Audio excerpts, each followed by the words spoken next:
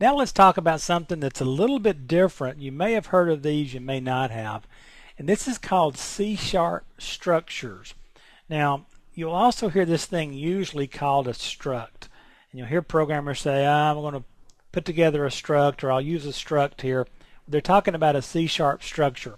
Now, at the bottom line, a structure is a value typed class. Now keep in mind, classes were reference types, right? But this is a class that is a value type. Okay, you have to go back and watch one of the videos on the reference and value types. But here's the deal. These things are absolutely identical to a class, except they cannot be inherited.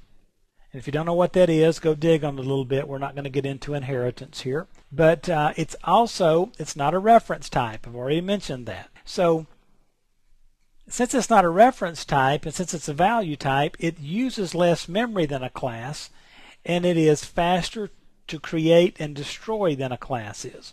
So, having said all that, what's the big deal? When do I use a structure as opposed to a class? Well, if you're creating an object that contains a relatively small amount of data, then you can get by with a structure. And if this object will be created, used, and destroyed really quickly by the program, then a structure would also be easy to use. And then, and I didn't put it on the screen here, but it's kind of a simple, obvious rule, and that is, when you can get away with a structure, when the limitations of a structure don't prevent you from using a class, it's a good idea to use a structure. Now, you're going to find out that developers fall into two camps, those that use these things and love them, and those that absolutely hate them.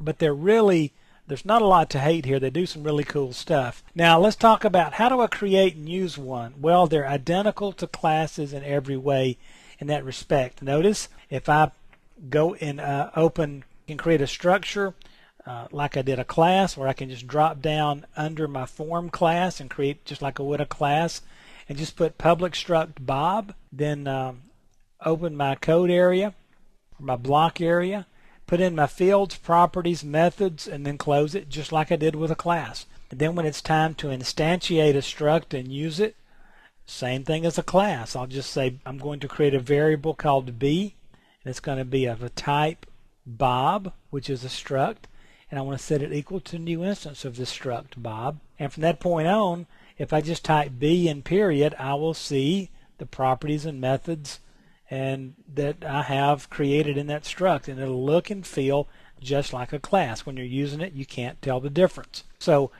I'm just kind of giving you a little preview of structures, and I would strongly encourage you to go out to MSDN or some of the third-party books, look at structures and play with them, and start to throw them kind of into your programming toolbox. And these things are excellent for when you just want to create a real quick little object, load it up with some data, write that data in a database, whatever, and then destroy it. So anyway, that's a struct. Go dig into those a little bit and use them.